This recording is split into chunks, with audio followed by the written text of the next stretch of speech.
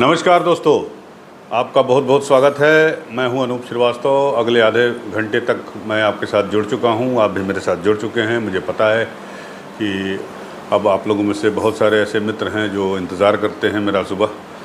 तो 8:15 हो चुके हैं और मंगलवार आज दिन है, दिन की शुरुआत हो गई है। मंगलवार यूँ तो हनुमान जी का दिन माना जाता है, लेकिन आज एक बड़ा दिन है हमारे लिए और वो है आज गणेश चतुर्थी का दिन है। और गणपति बप्पा जो है आज पधारेंगे, जगह जगह जो है उनका स्वागत हो रहा है। आज से गणेश चतुर्थी का त्यौहार शुरू हो रहा है। बोलिए गणपति बप्पा की जय। तो उम्मीद करता हूँ कि बप्पा को चाहने वाले जो है बप्पा का पूरे दिल से मन से स्वागत सत्कार करेंगे और बप्पा रहेंगे भी, हर घर में विराजेंगे, हर दिल में विराजेंगे। और लखनऊ में भी जो गणपति उत्सव है वो बड़े ही धूमधाम से मनाया जाता है और इसकी रिपोर्ट्स भी हम आपको दिखाएंगे अपने चैनल पर, इसी यूपी न्यूज़ 9 पर। और उम्मीद है आपको पसंद आएगी। तो सबको गणपति बप्पा का आशीर्वाद सबके ऊपर बना रहे और यही मेरी कामना है। और इसी के साथ ये शुरुआत करता हूँ। और गणपति बप्पा से ही, गणपति महोत्सव से ही जुड़ी एक खबर है, इंटरेस्टिंग खबर है। सोचता हूँ कि आपको मैं बता दूँ कि बेंगलोर में, कर्नाटक की राजधानी है बेंगलोर, तो बेंगलोर में एक गणेश पंडाल ऐसा बना है जिसमें 2 करोड़ रुपए के नोट लगाए गए हैं और 50 लाख रुपए के सिक्के लगाए गए हैं। है ना कमाल की बात। बेंगलुरु के पुत्तनाहली में सत्य साई गणपति मंदिर को गणेश चतुर्थी पर नोटों से सजाया गया है। इस मंदिर को सजाने के लिए 2 करोड़ रुपए से ज़्यादा के नोटों और 50 लाख रुपए से ज़्यादा के सिक्कों का इस्तेमाल किया गया है। परिसर में 22 सीसीटीवी कैमरे लगाए गए हैं सुरक्षा के लिए और गनमैन भी तैनात किए गए हैं।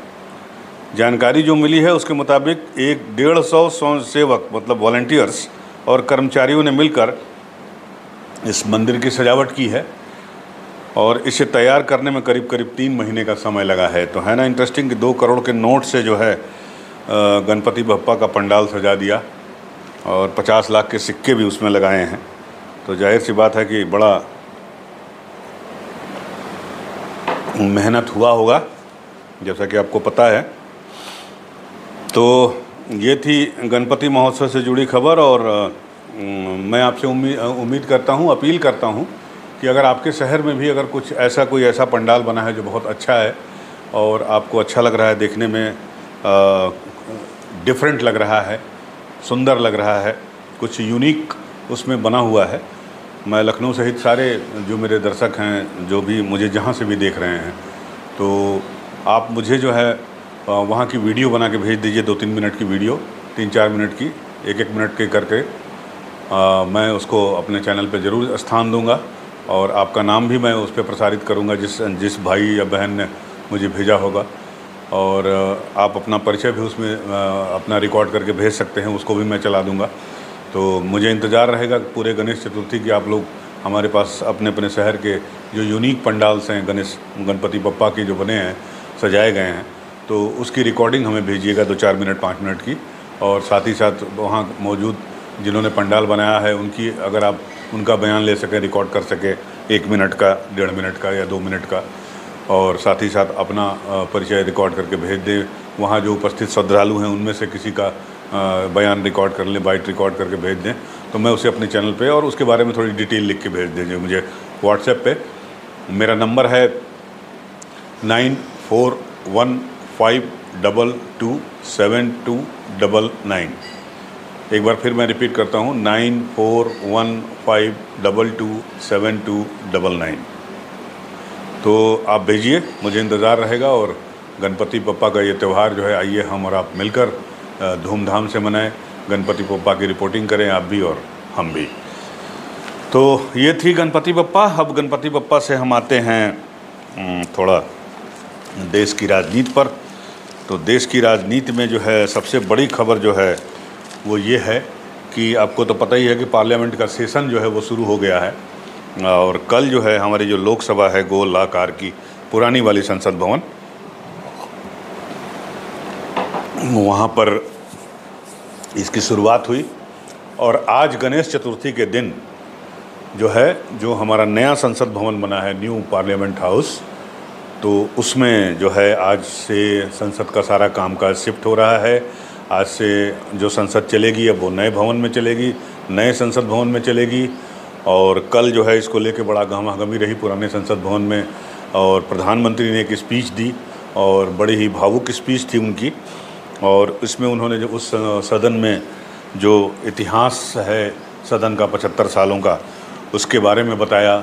सबको याद किया, नेहरू को याद किया, इंदिरा को याद किया, लाल बहादुर शास्त्री को याद किया, BR अम्बेडकर साहब को याद किया, और अटल बिहारी वाजपेयी को याद किया, सभी लोगों को याद किया।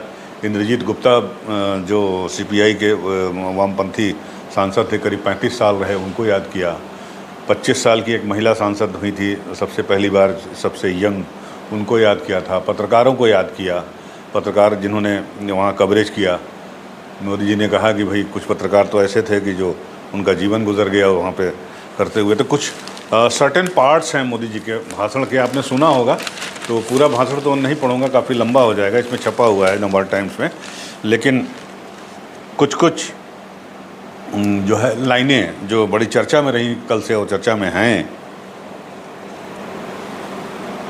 वो मैं आपको बता देता हूँ कि आदरणीय अध्यक्ष जी यानी PM मोदी साहब का ये भाषण बोल रहे हैं on behalf of PM Modi. सदन में पंडित नेहरू का at the stroke of midnight की गूंज हम सबको प्रेरित करती रहेगी। इसी सदन में अटल जी ने कहा था, सरकारें आएंगी जाएंगी, पार्टियां बनेंगी बिगड़ेंगी, लेकिन ये देश रहना चाहिए।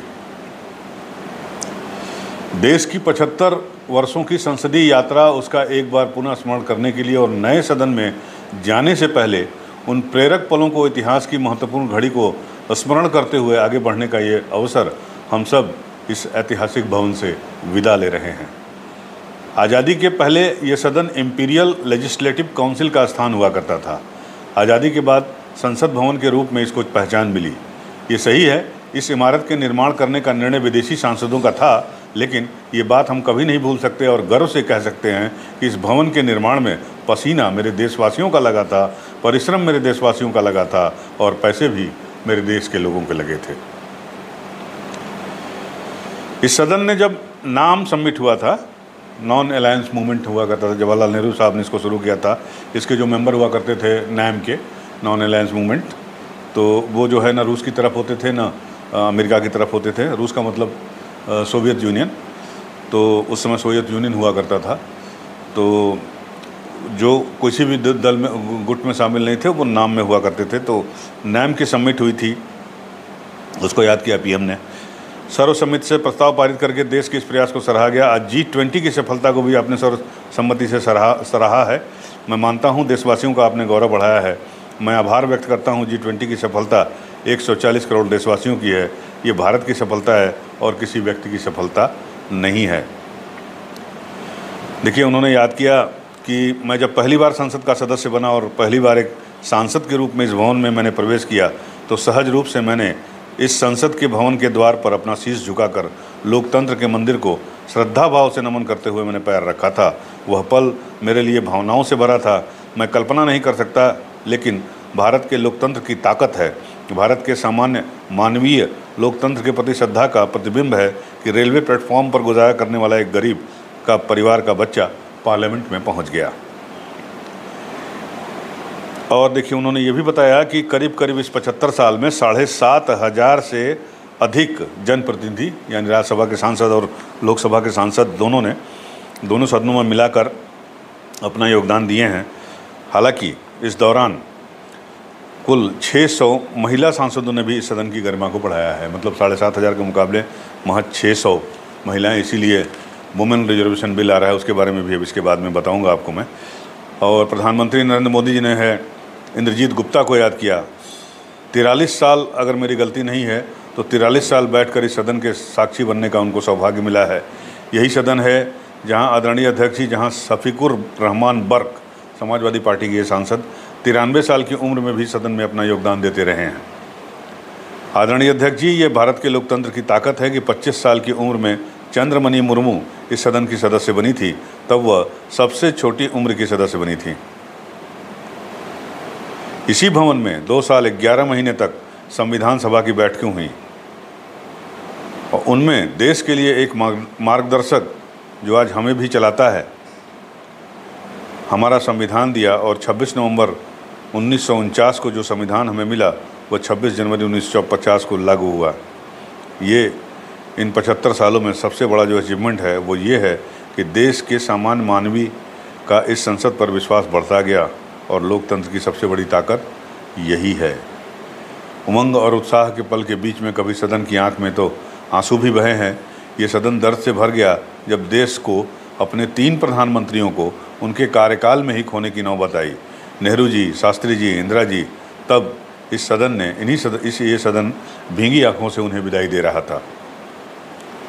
अनेक चुनौतियों के बावजूद हर स्पीकर ने, हर सभापति ने बेहतरीन तरीके से दोनों सदनों को सुचारू रूप से चलाया है और अपने कार्यकाल में उन्होंने जो निर्णय लिए वो निर्णय मावलंकर जी से काल शुरू हुए हों या सुमित्रा जी के कालखंड में हो या बिरला जी के, आज भी उन निर्णयों को रेफरेंस पॉइंट माना जाता है। उन्होंने आतंकी हमले को भी याद किया। पीएम मोदी ने लोकतंत्र के इस सदन पर आतंकी हमला हुआ। ये आतंकी हमला इमारत पर नहीं था, ये मदर ऑफ डेमोक्रेसी पर था। एक प्रकार से हमारी जीवात्मा पर हमला था। ये देश उस घटना को कभी नहीं भूल सकता। आज जब हम इस सदन को छोड़ रहे हैं तब मैं उन पत्रकार मित्रों को भी याद करना चाहता हूं जिन्होंने संसद कवर किया है।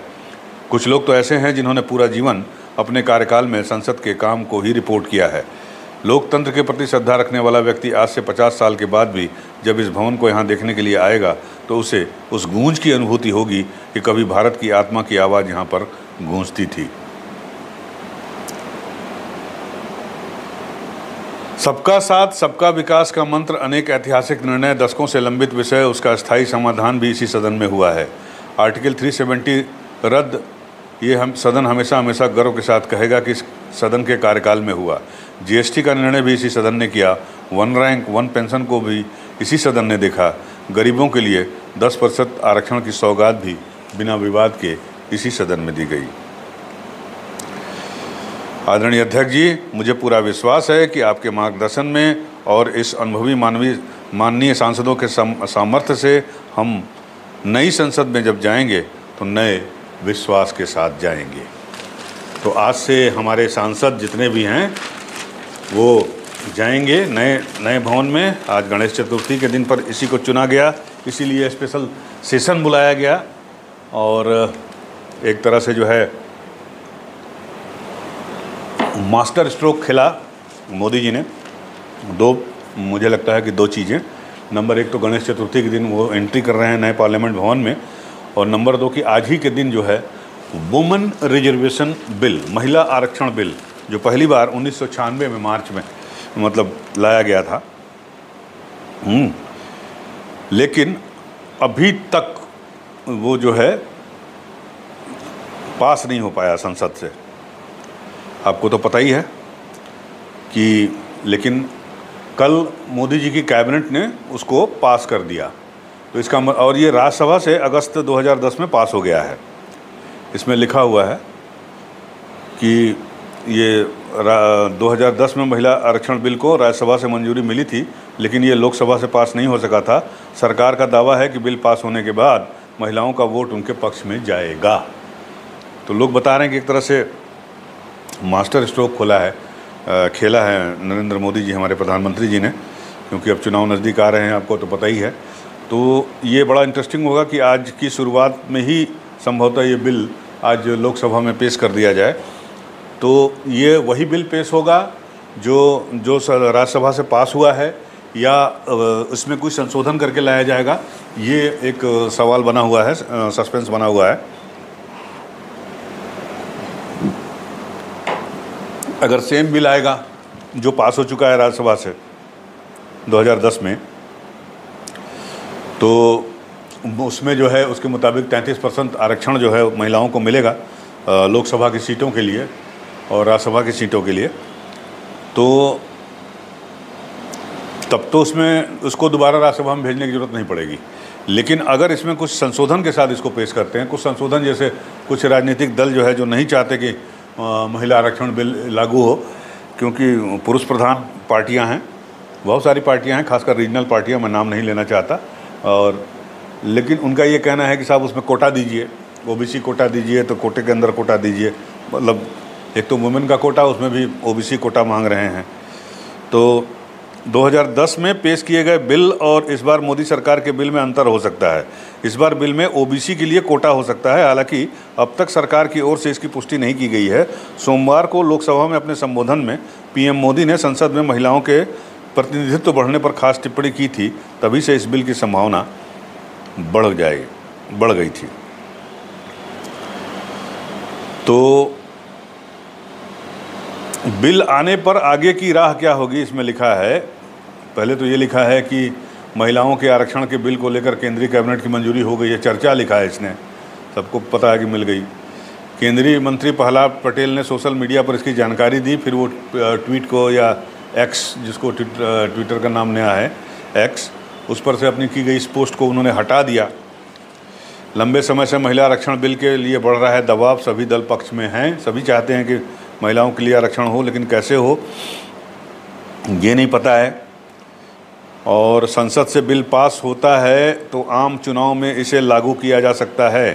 कानून की पेचीदगी ये है कि किस आंकड़े को पैमाना बनाया जाए। 2021 में जनगणना नहीं हुई, 1/3 लोकसभा सीट आरक्षित करने में दिक्कत नहीं होगी।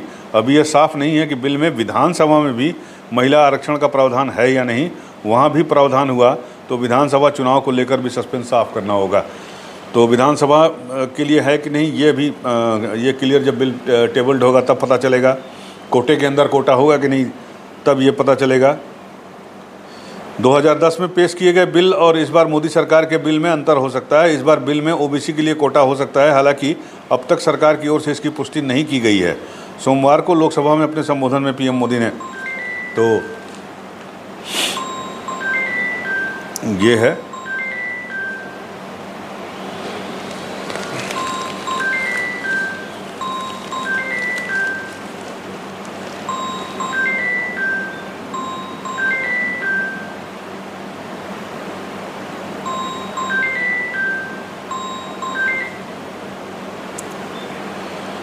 तो ये था, अब देखते हैं क्या होता है, बिल कैसा पेश होता है। और 33% कोटा जो मिलेगा वुमेन का, उसमें कोटे में कोटा होगा कि नहीं होगा।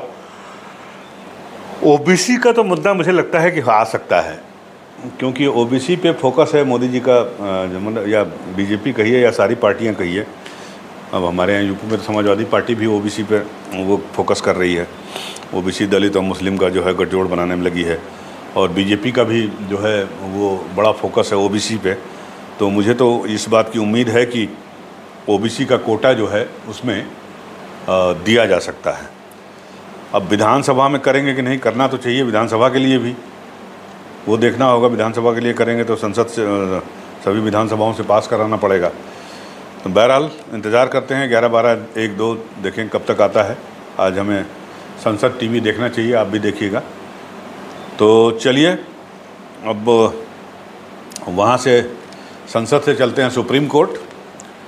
सुप्रीम कोर्ट में कल 2 बातें बड़ी महत्वपूर्ण कहीं। पहली बात तो उन्होंने कहा कि जो महाराष्ट्र के स्पीकर हैं वो विधायकों की अयोग्यता, विधायक जो 56 विधायक शिंदे गुट के साथ चले गए थे, उद्धव जब शिवसेना का बंटवारा हुआ था उसके बाद सरकार बनी बीजेपी की, एकनाथ शिंदे को मुख्यमंत्री बना दिया गया, तो उद्धव ठाकरे ने स्पीकर के सामने अयोग्यता वाला वो दिया था एप्लीकेशन, प्रार्थना पत्र कि इनको अयोग्य घोषित किया जाए, जिन्होंने हमारी पार्टी तोड़कर उसमें एकनाथ शिंदे के साथ, बीजेपी के साथ मिल गए और सरकार बनाया।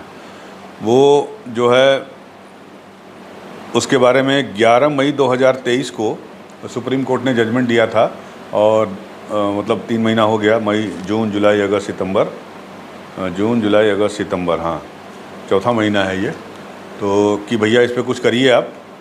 लेकिन उस पर से स्पीकर ने कुछ किया नहीं। तो कल कोर्ट बड़ा नाराज़ हुए। हमारे चंद्रचूड़ साहब, चीफ जस्टिस DY चंद्रचूड़ की अगुवाई वाली बेंच ने स्पीकर से कहा है कि वह अयोग्यता पिटीशन पर कार्रवाई करने के लिए 1 हफ्ते में टाइमलाइन तय करें, कि 1 हफ्ते में वो बताएं कि कब तक कार्रवाई करेंगे कि नहीं करेंगे, क्या करेंगे। उद्धव ग्रुप ने स्पीकर के समक्ष अर्जी दाखिल कर शिंदे ग्रुप के 56 विधायकों को अयोग्य घोषित करने की मांग की है। सुप्रीम कोर्ट ने कहा कि 10वीं अनुसूची के तहत स्पीकर अयोग्यता की अर्जी पर अनिश्चितकालीन देरी नहीं कर सकते। 11 मई 2023 के अपने जजमेंट को रेफर करते हुए कोर्ट ने पूछा कि इस जजमेंट के बाद स्पीकर ने क्या किया। जजमेंट में कहा गया कि स्पीकर उचित समय में अयोग्यता वाली अर्जी पर फैसला लें। उद्धव की ओर से पेश वकील कपिल सिब्बल ने कहा कि याचिकाकर्ताओं ने स्पीकर से कई बार आग्रह किया, लेकिन उन्होंने कोई एक्शन नहीं लिया। अब कोर्ट की सुनवाई से 4 दिन पहले 14 सितंबर की तारीख स्पीकर ने लगाई है और उस दिन याचिकाकर्ताओं से दस्तावेज मांगे और सुनवाई टाल दी।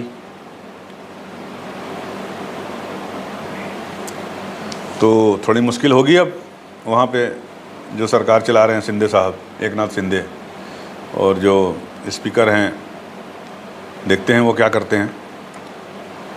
तो ये भी बड़ा लंबित मामला है और सुप्रीम कोर्ट के चर्चित मामलों में से एक है। इस पे भी पूरे देश की निगाहें लगी हुई हैं कि भाई सुप्रीम कोर्ट इसमें क्या करता है, क्योंकि इसमें महाराष्ट्र का भविष्य जो है वो छुपा हुआ है। अगर अयोग्य घोषित कर देता है स्पीकर, अगर कर देते हैं, जिसकी उम्मीद तो कम ही है, लेकिन अगर माननीय स्पीकर साहब अगर कर देंगे तो बड़ा दिक्कत हो जाएगी फिर सरकार चलाने में एकनाथ शिंदे साहब को। और अगर सुप्रीम कोर्ट कोई डिसीजन दे देता है तो भी जो है राजनीतिक हालात जो हैं वो बदल सकते हैं। यही वजह है कि इस कोर्ट के इस फैसले पर जो है वो सबकी निगाहें हैं। 370 की भी सुनवाई कर रहा है सुप्रीम कोर्ट, उस पर भी लोगों की निगाहें हैं। ऐसे 2-4 मामले हैं जो काफ़ी इम्पोर्टेंट हैं और पूरे देश की निगाहें सुप्रीम कोर्ट की ओर लगी हुई हैं। तो उसी में से एक फैसला और आया है न्यूज़ चैनल को लेकर। आपको तो पता ही चल रहा है, बवाल चल रहा है आजकल। गोदी मीडिया, मोदी मीडिया, हादी मीडिया, हाजी मीडिया, मियाँ मीडिया, मुल्ला मीडिया, हाँ, हिंदू मीडिया, सनातन मीडिया, फलाना मीडिया, ठिकाना मीडिया, तमाम मीडिया चल रहा है। तो उसी में जो है जो विपक्षी दलों का ग्रुप है INDIA इंडिया, तो उसने 14 एंकर्स की लिस्ट निकाल दी कि साहब इनके प्रोग्राम में हम नहीं जाएंगे, इनको सिंगल बाइट नहीं देंगे। तो ये तो चल ही रहा है मामला, उठापटक चल रही है। उधर बताया जा रहा है कि बीजेपी वालों ने संदीप चौधरी जो अपने न्यूज़ 24 के एंकर थे और थोड़ा तीखे सवाल पूछते हैं, तो वो अब चले गए ABP में, तो वहाँ उनके प्रोग्राम में बीजेपी वाले अपना प्रवक्ता नहीं भेज रहे हैं। मतलब ये भी दिन देखना था मीडिया को, तो देख रहे हैं लोग। कल मीडिया वालों की बैठक भी हुई है दिल्ली में, आज है एक। तो उस बीच जो है सुप्रीम कोर्ट ने कहा है कि टीवी न्यूज़ चैनलों के सेल्फ रेगुलेटरी मैकेनिज्म को और सख्त बनाना चाहते हैं। मतलब ये जो वो है ना, ब्रॉडकास्टर्स एंड डिजिटल एसोसिएशन, हाँ, न्यूज़ ब्रॉडकास्ट, पहले MBA था, NBA न्यूज़ ब्रॉडकास्ट एसोसिएशन, अब उसमें डिजिटल शब्द भी जोड़ दिया गया है, क्योंकि डिजिटल में सारे न्यूज़ चैनल वाले आ गए हैं, टीवी वाले खासकर। तो इसको अब कर दिया गया है news broadcasters and digital association से कहा है कि 4 हफ्ते में नई गाइडलाइन पेश करें।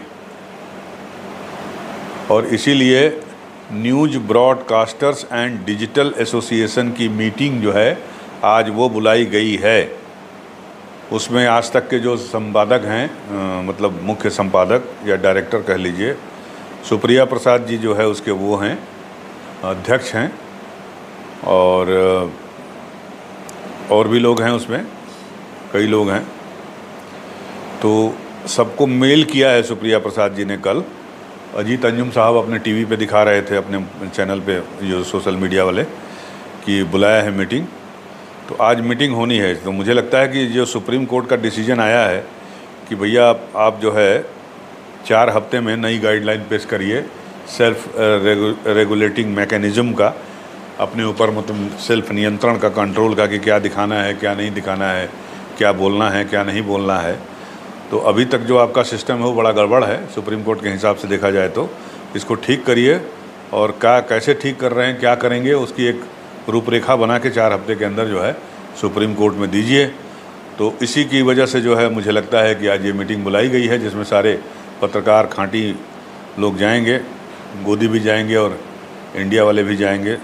देखिए क्या होता है। तो जैसा होगा मैं आपको, अगर मुझे कोई सूचना मिलती है तो मैं आपको बताऊंगा। इससे पहले कोर्ट के सामने NBDA यानी news broadcasters and digital association ने कहा कि हमने पूर्व चेयरपर्सन और मौजूदा चेयरपर्सन से नई गाइडलाइंस बनाने की सलाह ली है, इसके लिए 4 हफ्ते का वक्त और दिया जाए। तो ये थी खबरें। अब आपको जो है एक खबर कनाडा से सुनाते हैं।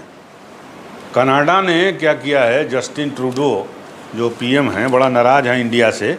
आए थे अभी G20 के सम्मेलन में, तो कुछ गड़बड़ हो गया था उनके साथ, और बताते हैं कि उनका जैसे स्वागत हुआ, स्वागत तो सबका हुआ, लेकिन उनका कुछ गड़बड़ हो गया, तो उनको है कि वो उनका स्वागत सत्कार ठीक से नहीं हुआ, और उसके बाद उनका विमान भी ख़राब हो गया, 2 दिन बेचारे को रहना पड़ा। तो यहाँ से जब वो कनाडा पहुँच गए हैं, तो कनाडा पहुँचने के बाद कल एक जो लेटेस्ट डेवलपमेंट आया है वो ये है कि उन्होंने, अभी हमारे यहाँ तो सुबह हो गई है, कनाडा में रात हो रही है, अभी हो रही होगी या होने वाली होगी। तो आज दिन में कनाडा में उन्होंने क्या किया है कि भारतीय राजदूत के अधिकारी को कहा है कि भैया आप देश छोड़ दीजिए। क्यों छोड़ दीजिए? तो उनका ये कहना है कि कनाडा में खालिस्तान समर्थक एक्टिविटीज़ हो रही है, तो आपको पता ही है। तो इसमें जो है कि जो प्रतिबंधित आतंकी संगठन खालिस्तान टाइगर फोर्स के प्रमुख हरदीप सिंह निज्जर की जून में वहाँ हत्या हो गई थी, तो उन्होंने आरोप लगाया है कि इसके पीछे इंडिया जिम्मेदार है। और वहाँ पे जो उच्चायुक्त हैं हमारे संजय वर्मा, उनसे कहा, उनके ऊपर भी उंगली उठाई है, और संभवतः, मैं अभी श्योर नहीं हूँ, लेकिन जो खबरें आई हैं उसके मुताबिक उनको वापस भारत जाने के लिए प्रधानमंत्री कार्यालय से संदेश मिल गया है, कनाडा के प्रधानमंत्री कार्यालय से। तो एक तरह से कनाडा और इंडिया के रिश्ते जो है ख़राब हो रहे हैं, और इसके लिए जो है एक ही चीज़ जिम्मेदार है, वो ये है कि वहाँ पर जो खालिस्तानी समर्थक हैं उनकी एक्टिविटीज़ को लेकर ट्रूडो साहब से, जो पीएम है कनाडा के, उनसे हमारे पीएम मोदी साहब ने ऑब्जेक्शन जताया था और कहा था कि इस पर कंट्रोल करिए। लेकिन कनाडा में हिसाब किताब ज़रा दूसरा है, वहाँ आप कुछ भी कर सकते हैं, कोई बोलने वाला नहीं है, आप करते रहिए लोकतंत्र के नाम पे। तो इसको लेकर जो है ये उठापटक शुरू हो गई है हमारे, और कनाडा में चली रही थी, ये कुछ ज़्यादा हो गया। अभी आपको मैंने एक खबर भी दिखाई थी कुछ दिन पहले कि ये जो खालिस्तानी समर्थक वहाँ एक्टिव हैं, ये खालिस्तान टाइगर फोर्स और पता नहीं कौन कौन है वहाँ पे, सिख फॉर जस्टिस, ये भी एक ग्रुप है वहाँ पे। इन लोगों ने एक रैली निकाली थी 31 अक्टूबर को, जिस दिन इंदिरा गांधी की शहादत दिवस है। तो उसमें जो है उन्होंने एक साड़ी में उसका एक कटआउट बना के इंदिरा गांधी जी का, उनको जो है वो जो है खून, चेहरे साड़ी पे खून वून करके, और 2 सिख लोगों को जो है सुरक्षा बलों के रूप में जो है खड़ा होकर दिखाया था। तो उसको लेकर भी बड़ी सोशल मीडिया पे चर्चा हुई थी। और उसके बाद हमारे देश के से हमारे जो विदेश मंत्री हैं जयशंकर प्रसाद, उन्होंने कड़ा ऑब्जेक्शन जताया था। लेकिन कनाडा सुधर नहीं रहा है, और उसने फिर ये किया है। अब इसमें किया क्या उसने, इसके पहले सुन लीजिए। ये जागरण में थोड़ी सी छोटी सी खबर छपी है कि कनाडा में खालिस्तान समर्थक अपनी हरकतों से बाज नहीं आ रहे हैं। एक बार फिर से उन्होंने अगले महीने जनमत संग्रह कराने की घोषणा की है। इसमें वो पूछेंगे कि क्या प्रतिबंधित आतंकी संगठन खालिस्तान टाइगर फोर्स के प्रमुख हरदीप सिंह निज्जर की जून में हत्या के लिए भारतीय उच्चायुक्त संजय वर्मा जिम्मेदार हैं। वैंकूवर सन की रिपोर्ट में कहा गया है कि प्रतिबंधित आतंकी समूह सिख फॉर जस्टिस, जिसने 10 सितंबर को सरे में इसे लेकर जनमत संग्रह कराया था, उसने ब्रिटिश कोलंबिया में मतदान में एक प्रश्न और जोड़ा है, और यह जनमत संग्रह 29 अक्टूबर को होना है। हालांकि भारतीय उच्चायुक्त की ओर से अभी तक कोई प्रतिक्रिया नहीं दी गई है, लेकिन जो अभी लेटेस्ट खबर आई है उसके मुताबिक जो है उन्हें देश छोड़ने के लिए कह दिया गया है, वापस भेजने के लिए कह दिया गया है भारत के। जाहिर सी बात है कि अब इसकी प्रतिक्रिया हमारे देश से भी होगी और होनी भी चाहिए। हम किसी भी तरह से देश विरोधी गतिविधि, कोई भी देश अगर अपनी ज़मीन पर इसकी अनुमति देता है तो सरासर गलत है। और जस्टिन ट्रूडो ये समझ लें कि इस तरह की हरकतों से वो जो है अपने आप को और अपने कृत्य को जस्टिफाई नहीं कर सकते। आप भले बाइडन से बात कर लिए हों, चाहे गोरबाचोव से बात कर लीजिए और चाहे पुतिन से बात कर लीजिए, लेकिन कनाडा की धरती पर आप जो है भारत विरोधी गतिविधियों को समर्थन दे रहे हैं और उन्हें अलाउ कर रहे हैं कि वो जो चाहे वो करें, जो चाहे वो भारत के खिलाफ़ बोलें, तो ये गलत है। इसे बंद कीजिए। बहुत सारे भारतीय वहाँ रहते हैं, पंजाब के तो आधे लोग हमको लगता है कि वहाँ बसे होंगे कनाडा में, और अभी बड़ा पढ़ाई के लिए भी बच्चे वहाँ जा रहे हैं, तमाम उत्तर भारत से या चाहे दक्षिण भारत से। तो रिश्ते मत बिगाड़िए और सौहार्द बनाए रखिए। व्यापार जो चल रहा है हम दोनों के बीच में उसे बनाए रखिए। और मिनी कनाडा, जो कनाडा है उसको मिनी पंजाब कहा जाता है। तो इसका मतलब ये नहीं कि आपकी आर्थिक समृद्धि में हमारे देश के लोग वहाँ अपना योगदान कर रहे हैं, तो आप इस हद तक चले जाएं कि उसमें से कुछ सिरफिरे लोग अगर उल्टा सीधा डिमांड करते हैं तो आप उनका समर्थन करने पे उतर आएँ। और आप जनमत संग्रह कराएंगे कि भारतीय अधिकारी ने वहाँ जो है वो निज्जर की हत्या करवाई, ये कहाँ का तुक है। तो ये सब चीज़ें हैं, मुझे लगता है कि इन सब चीज़ों पर आप भी गौर करिएगा। बड़ा गहमा गहमी वाला दिन है, राष्ट्रीय स्तर पर भी और अंतर्राष्ट्रीय स्तर पर भी। जाहिर सी बात है कि ये मामला यहीं रुकेगा नहीं भारत और कनाडा के बीच, क्योंकि मामला जो है काफ़ी संवेदनशील है। और अब कनाडा के प्रधानमंत्री खुलकर जो है भारत विरोधी बयान दे रहे हैं। उन्होंने सीधे सीधे आरोप लगाया है हमारे देश के ऊपर कि जो है हमारे देश के लोगों का हाथ है वो निज्जर के मारने में। तो मुझे उम्मीद है कि इसका करारा जवाब उन्हें हमारे प्रधानमंत्री जी देंगे, क्योंकि वहाँ उधर से प्रधानमंत्री का बयान आया है, तो हमारी तरफ से भी प्रधानमंत्री का बयान होना चाहिए। और एक बिफिटिंग रिप्लाई जिसको अंग्रेजी में कहते हैं, मुँहतोड़ जवाब देना चाहिए हमारे देश को। और हमारे विदेश मंत्री जो जयशंकर प्रसाद हैं, जो उन्होंने पहले भी आवाज़ उठाई है, मुझे उम्मीद है कि आज कोई ना कोई बयान ज़रूर आएगा। और संसद का ये सत्र हो रहा है, हो सकता है संसद में ये बयान आए, तो हमें उम्मीद है और हम देखेंगे आज संसद की कार्रवाई। आप भी देखिए क्या होता है, इंतज़ार रहेगा। तो आज बस इतना ही, मिलते हैं फिर आपसे अगले वीडियो में। तब तक के लिए नमस्कार। हमारे चैनल को लाइक करते रहिए, सब्सक्राइब करते रहिए, अपना स्नेह और प्यार बनाए रखिए। धन्यवाद।